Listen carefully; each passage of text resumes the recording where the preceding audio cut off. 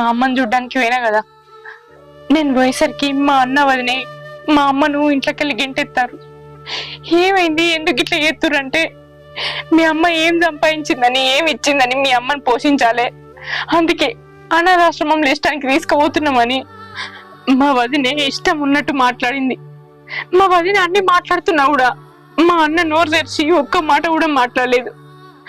మా అమ్మ వాళ్ళకు భారం అయిందట. మేం పోషించాం, నీకంత ప్రేమ ఉంటే నీ దగ్గరికి తీసుకుపోయి సాదుకో, నేను నా ఇంట్లో ఉంచుకోను అని మా వదిన నోటికొచ్చిన మాటల్లా మాట్లాడింది. నాకే సమాధానం చెప్పాలో తెలియక మా అమ్మను నేనే చదువుకుంటా అని చెప్పొచ్చినా గాని నీ దగ్గర ఈ విషయం ఎట్లా చెప్పాలనా అని ఆలోచించుతున్నా. మా అమ్మని ఇక్కడికి తీసుకొస్తే మామయ్య ఏమనుకుంటాడో, నువ్వేమనుకుంటావో అని ఆలోచించుతున్నా. ఏమంటావు? కన్న తల్లిని ఇంటికి వెళ్ళగొట్టేవాడు మనిషేనా అసలు? ఇంటుంటే నాకే ఆదోళన అనిపిస్తుంది. ఇప్పుడే కాదు, దాన్ని ఎప్పటి నుంచో అనాథాశ్రమంలో వేయాలని చూస్తారు.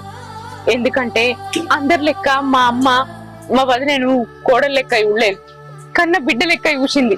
అదే మా అమ్మ చేసిన తప్పు. అందుకే మా వదినే ఇప్పుడు దాన్ని అట్లా చూస్తుంది. ఇంట్లోకెళ్ళి వెళ్ళగొట్టాలి, నేనే మంచిగా బతకాలని ఆలోచిస్తుంది. ఇవన్నీ మాటలు కాదు బావా. నేను వాళ్ళకి మా అమ్మను నేనే తీసుకుపోతా, నేనే చదువుకుంటా అని మాట ఇచ్చొచ్చిన. మా అమ్మను మన ఇంటికి తీసుకొచ్చుకుందామా? ఏమంటావు?